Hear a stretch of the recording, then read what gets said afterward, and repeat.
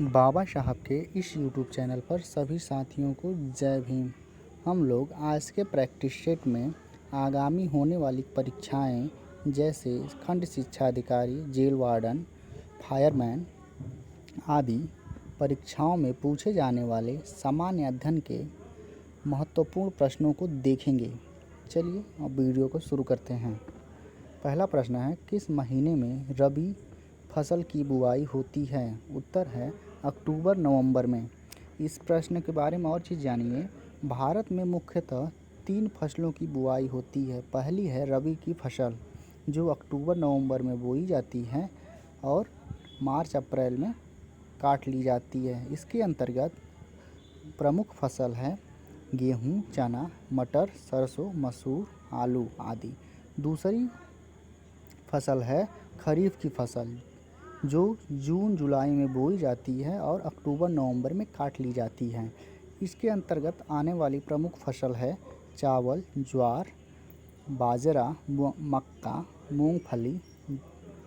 तीसरे प्रकार की फसल है वह है जायद की फसल। इसका जो है बुआई मार्च में की जाती है और जुलाई में काट ली जाती है। इसके अंतर्गत प्रमुख फसल है तरबूज, खरबूजा, खीरा, ककड़ी, भिंडी आदि। दूसरे नंबर का प्रश्न है, कौन सी श्रेणी टोन्स और सोन नदी के मध्य जल विभाजक का कार्य करती है? उत्तर है कैमूर श्रेणी। 3 नंबर का प्रश्न है, भारत के दक्कन के पठार पर बेसाल्ट निर्मित लावा शैलों का निर्माण किस युग में हुआ है? उत्तर है प्लीस्टोसीन युग में। इस प्रश्न के बारे में और चीज़ जान लीजिए। क्रिटेशियस युग के दौरान अत्यधिक ज्वालामुखी उद्गार हुए जिसके फलस्वरूप दक्कन ट्रैप का निर्माण हुआ। इसी काल में दक्कन के पठार पर बेसाल्ट निर्मित लावा शैलों का निर्माण हुआ। 4 नंबर का प्रश्न है, वर्ष 2019 में शंघाई सहयोग संगठन का शिखर सम्मेलन कहाँ आयोजित किया गया था? उत्तर है बिश्केक में। इस प्रश्न के बारे में और चीज़ जान लीजिए। 19वां शंघाई सहयोग संगठन का शिखर सम्मेलन 13 से 14 जून 2019 को किर्गिस्तान की राजधानी बिश्केक में आयोजित किया गया था। इसकी स्थापना 1996 में की गई थी। 5 नंबर का प्रश्न है, सर्वाधिक जैव विविधता कहाँ पाया जाता है? उत्तर है उष्णकटिबंधीय वर्षा वनों में। इस प्रश्न के बारे में और चीज़ जानिए। सर्वाधिक जैव विविधता उष्णकटिबंधीय वर्षा वनों में पाई जाती है। इन क्षेत्रों में पादप तथा प्राणियों के विकास तथा वृद्धि के लिए अनुकूल दशाएं पाई जाती हैं क्योंकि इनमें वर्ष भर उच्च वर्षा तथा तापमान रहता है। यहाँ जो विधि लिखा है यहाँ पे वृद्धि होगा, ठीक है। अगला प्रश्न है 6 नंबर का, किस वर्ष भारतेंदु नाट्य अकादमी की स्थापना हुई?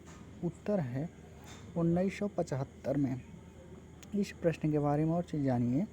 भारतेंदु नाट्य केंद्र की स्थापना 1975 में संस्कृत विभाग उत्तर प्रदेश शासन द्वारा की गई। इस संस्था का नाम बदलकर वर्ष 1981 में भारतेंदु नाट्य अकादमी ऑफ ड्रामेटिक आर्ट्स कर दिया गया। यहाँ जो आप लिखा है यह आप होगा, ठीक है। अगला प्रश्न है 7 नंबर का, हिंदू मुस्लिम एकता का प्रतीक सुलह कुल उत्सव कहाँ आयोजित किया जाता है? उत्तर है आगरा में। 8 नंबर का प्रश्न है, किस खिलाड़ी ने राजीव गांधी खेल रत्न पुरस्कार 2019 जीता है? उत्तर है दीपा मलिक ने।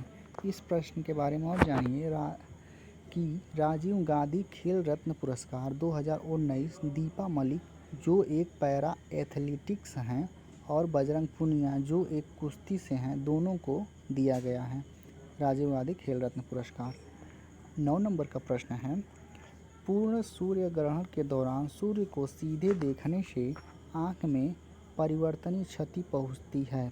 रेटिना का जलना सूर्य की किरणों के किस घटकों में से किस एक के कारण होता है? उत्तर है अल्ट्रावायलेट प्रकाश से। 10 नंबर का प्रश्न है, मौलिक अधिकारों के अंतर्गत कौन सा अनुच्छेद बच्चों के शोषण से संबंधित है? उत्तर है अनुच्छेद 24। इस प्रश्न के बारे में और चीज़ जानिए। संविधान के अनुच्छेद 24 में बच्चों के शोषण के विरुद्ध का अधिकार है, जो 14 वर्ष से कम आयु के किसी बालक को किसी कारखाने या खान में काम करने के लिए नियोजित नहीं किया जाएगा। 11 नंबर का प्रश्न है, मूल कर्तव्यों का उल्लेख संविधान में कब किया गया था? उत्तर है 42वें संविधान संशोधन के अंतर्गत। और जानिए इसके बारे में। 42वां संविधान संशोधन 1976 में किया गया। 12 नंबर का प्रश्न है, भारत में पर्यावरण मंत्रालय किस वर्ष स्थापित किया गया था? उत्तर है 1985 में। इस प्रश्न के बारे में और चीज़ जानिए। पर्यावरण, वन और जलवायु परिवर्तन मंत्रालय भारत की पर्यावरण एवं वानिकी संबंधी नीतियों के लिए इसकी स्थापना वर्ष 1985 में की गई। ठीक है। 13 नंबर का प्रश्न है, हाल ही में internet of things India Congress 2019 का आयोजन कहाँ हुआ था? उत्तर है बंगलुरु में। इस प्रश्न के बारे में और चीज़ जान लीजिए।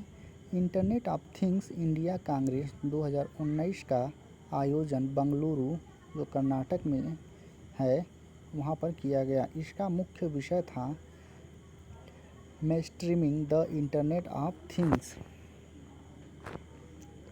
14 नंबर का प्रश्न है, फिलिप्स वक्र किनके मध्य संबंध को प्रदर्शित करता है?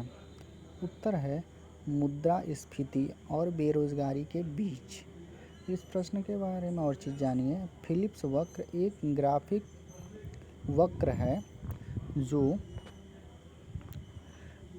कि मुद्रास्फीति और बेरोजगारी के बीच संबंध को बताता है। यह जो है वक्र लिखा गया है। ठीक है। अगला प्रश्न है 15 नंबर का, हाल ही में सरल सूचकांक किसके द्वारा जारी किया गया है? उत्तर है नवीन एवं नवीकरणीय ऊर्जा मंत्रालय द्वारा। इस प्रश्न के बारे में और चीज़ जान लीजिए। अगस्त जो है 2019 में सरल, जिसका फुल फॉर्म होता है state rooftop solar attractiveness index सूचकांक, केंद्रीय विद्युत तथा नवीन एवं नवीकरणीय ऊर्जा मंत्री RK, ये लिखा है R और K सिंह द्वारा जारी किया गया है। RK अलग अलग है। अगला प्रश्न 16 नंबर का है, ग्रीन पीस द्वारा जारी एक रिपोर्ट के अनुसार 2019 में विश्व में सल्फर डाइऑक्साइड का सबसे अधिक उत्सर्जन करता देश कौन सा है? उत्तर है USA। अगला प्रश्न है 17 नंबर का, भारतीय संविधान की प्रस्तावना में समाजवादी शब्द किस संशोधन के तहत जोड़ा गया था? उत्तर है 42वां संशोधन के अंतर्गत। इस प्रश्न के बारे में और चीज़ जानिए। 42वां संविधान संशोधन अधिनियम 1976 द्वारा भारतीय संविधान की प्रस्तावना में समाजवादी, पंथनिरपेक्ष और अखंडता शब्द जोड़ा गया। ठीक है। इसके बाद अगला प्रश्न है 18 नंबर का, अवध के एका आंदोलन का उद्देश्य क्या था? उत्तर है लगान का नगद में परिवर्तन करना। इस प्रश्न के बारे में और चीज़ जानिए। एका आंदोलन 1921 से 22 में हुआ, जिसका नेतृत्व पिछड़ी जाति के मदार पासी ने किया था। इस आंदोलन में किसानों की मुख्य शिकायतें जमींदारों द्वारा लगान में बढ़ोतरी और उपज के रूप में लगान वसूल करने की प्रथा को लेकर था। किसानों से 50% से अधिक लगान वसूल किया जा रहा था। 19 नंबर का प्रश्न है, लाहौर षड्यंत्र कांड में किस क्रांतिकारी को फांसी नहीं हुई थी? उत्तर है बटुकेश्वर दत्त को। इस प्रश्न के बारे में और जानिए। लाहौर षड्यंत्र केस के अंतर्गत गवर्नर जनरल द्वारा गठित विशेष ट्रिब्यूनल ने अक्टूबर 1930 में भगत सिंह, राजगुरु और सुखदेव को मौत की सज़ा सुनाई गई, जबकि 23 मार्च 1931 को भारत के इन अमर सपूतों को फांसी दे दी गई, जबकि बटुकेश्वर दत्त को काला पानी की सज़ा देकर सेलुलर जेल भेज दिया गया, जो अंडमान में है। 20 नंबर का प्रश्न है, कौन सी योजना भारतीय स्वतंत्रता की आधार बनी? उत्तर है माउंटबेटन योजना। इस प्रश्न के बारे में और चीज़ जानिए। माउंटबेटन ने 15 अगस्त 1947 को भारतीयों को सत्ता। इस प्रश्न को फिर से सुनिए कि कौन सी योजना भारतीय स्वतंत्रता की आधार बनी? उत्तर है माउंटबेटन योजना। इस प्रश्न के बारे में और चीज़ जान लीजिए। माउंटबेटन ने 15 अगस्त 1947 को भारतीयों को सत्ता सौंपने का दिन निर्धारित किया। लगभग 2 माह चली वार्ताओं के बाद माउंटबेटन इस निष्कर्ष पर पहुंचा कि विभाजन ही एकमात्र विकल्प है। अतः उन्होंने एटली के वक्तव्य के दायरे में भारत विभाजन की एक योजना तैयार की, जिसे माउंटबेटन योजना या 3 जून योजना के नाम से जाना जाता है। यही योजना भारतीय स्वतंत्रता अधिनियम 1947 का आधार बनी। 21 नंबर का प्रश्न है, एक वर्ष में स्वराज का नारा गांधी जी ने कब दिया था? उत्तर है असहयोग आंदोलन के समय। इस प्रश्न के बारे में और चीज़ जानिए। असहयोग आंदोलन 1 अगस्त 1920 को औपचारिक रूप से प्रारंभ किया गया था तथा इसी आंदोलन के दौरान गांधी जी ने 1 वर्ष के भीतर स्वराज प्राप्त करने का नारा दिया था। ठीक है। 22 नंबर का प्रश्न है, मयूर सिंहासन पर बैठने वाला अंतिम मुगल सम्राट कौन था? उत्तर है मुहम्मद शाह। इस प्रश्न के बारे में और चीज़ जानिए। शाहजहां द्वारा बनाए गए प्रसिद्ध मयूर सिंहासन पर बैठने वाला अंतिम मुगल शासक मुहम्मद शाह था। इसके काल में ही नादिर शाह ने 1739 ईस्वी में भारत पर आक्रमण कर करनाल के युद्ध में मुगल सेना को पराजित किया था। 23 नंबर का प्रश्न है, भारत में सर्वप्रथम सांकेतिक मुद्रा का प्रचलन किया था। उत्तर है मोहम्मद बिन तुगलक ने। इस प्रश्न के बारे में और चीज़ जानिए। मोहम्मद बिन तुगलक ने अपने समय में विभिन्न प्रकार के सिक्के चलाए और उन सभी का उचित मूल्य निश्चित किया, परंतु सांकेतिक मुद्रा का प्रचलन उसकी एक विशिष्टता रही। बर्नी के कथा अनुसार खजाने में धन की कमी और साम्राज्य विस्तार की नीति को कार्य रूप में परिणत करने की वजह से मोहम्मद बिन तुगलक को सांकेतिक मुद्रा चलानी पड़ी। 24 नंबर का प्रश्न है, कश्मीर का अकबर के नाम से प्रसिद्ध सुल्तान था। उत्तर है सुल्तान जैनुल आबेदीन। इस प्रश्न के बारे में और चीज़ जानिए। अकबर के समान धर्म संहिता, शत्रु संहिता, सहिष्णुता एवं सामाजिक कार्यों के लिए सुल्तान जैनुल आबेदीन को कश्मीर का अकबर कहा जाता है। उसने संस्कृत के अनेक महत्वपूर्ण ग्रंथों का अनुवाद करवाया था। 25 नंबर का प्रश्न है, उत्तर प्रदेश में उत्तर प्रदेश में ऊर्जा गंगा परियोजना का संबंध किससे है? उत्तर है गैस पाइपलाइन परियोजना से। इस प्रश्न के बारे में और चीज़ जानिए। वर्ष 2016 में प्रधानमंत्री नरेंद्र मोदी ने वाराणसी में ऊर्जा गंगा परियोजना की आधारशिला रखी। इस परियोजना का उद्देश्य पाइपलाइन के माध्यम से कुकिंग तथा वाहनों के लिए सीएनजी उपलब्ध कराना था। 26 नंबर का प्रश्न है, उत्तर प्रदेश में किस स्थान पर शाकंभरी मेला आयोजित किया जाता है? उत्तर है सहारनपुर में। और इस चीज़ जानिए इस प्रश्न के बारे में। यह मेला उत्तर प्रदेश के सहारनपुर ज़िले में प्रत्येक वर्ष में 2 बार आयोजित किया जाता है। 27 नंबर का प्रश्न है, 106वीं भारतीय विज्ञान कांग्रेस के सत्र का मुख्य विषय क्या था? उत्तर है भविष्य का भारत और प्रौद्योगिकी। पंजाब के जालंधर शहर की फगवाड़ा में स्थित लवली प्रोफेशनल यूनिवर्सिटी परिसर में 106वीं भारतीय विज्ञान कांग्रेस का आयोजन 3 से 7 जनवरी के बीच 2019 के मध्य किया गया। 28 नंबर का प्रश्न है, भारत में नवीनतम राष्ट्रीय वन नीति कब प्रस्तुत की गई? उत्तर है 1988 में। 29 नंबर का प्रश्न है, भारत में राष्ट्रीय खाद्य सुरक्षा मिशन कब से प्रभावी हुआ था? उत्तर है 2007-08 रबी फसल से। 30 नंबर का प्रश्न है, यूएनडीपी का बहुआयामी निर्धनता सूचकांक कितने प्रत्ययों से बना है? उत्तर है 14। इसके बारे में और चीज़ जानिए।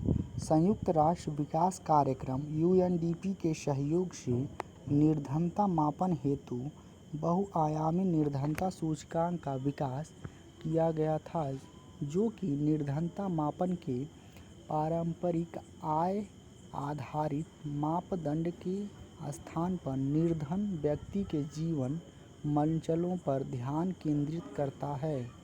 यह 3 आयामों के कुल 14 प्रत्याशियों पर आधारित है।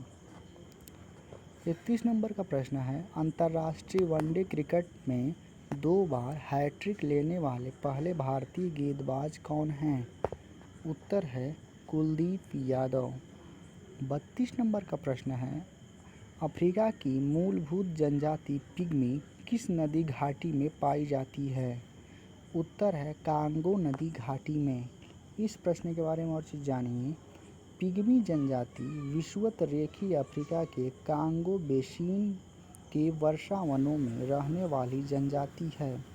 यह शिकारी जनजाति है। पिग्मी जनजाति का निवास पेड़ों पर बनाई गई झोपड़ियों में होता है, जिन्हें मोलुस्क कहा जाता है। 33 नंबर का प्रश्न है, कोरल रीफ या जीवाश्म पट्टी प्रायः कहाँ पाई जाती है? उत्तर है कर्क एवं मकर रेखा के बीच तटीय क्षेत्रों में। इस प्रश्न के बारे में और चीज़ जान लीजिए।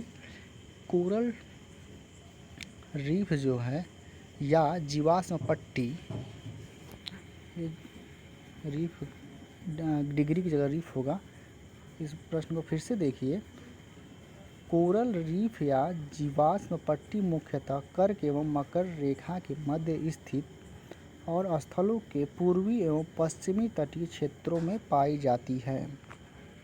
34 नंबर का प्रश्न है, 17 दिसंबर 2019 को किस भारतीय पहलवान को यूनाइटेड वर्ल्ड रेसलिंग द्वारा junior free style wrestler of the year 2019 चुना गया?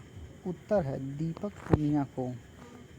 35 नंबर का प्रश्न है, नीति आयोग द्वारा जारी भारत नवाचार सूचकांक 2019 में कौन सा राज्य शीर्ष स्थान पर रहा?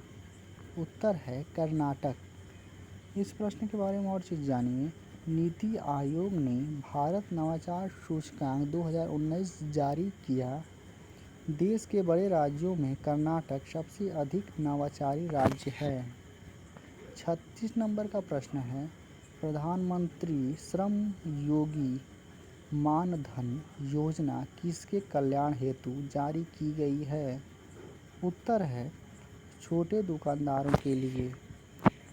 आज के लिए इतना ही। सभी साथियों को जय भीम।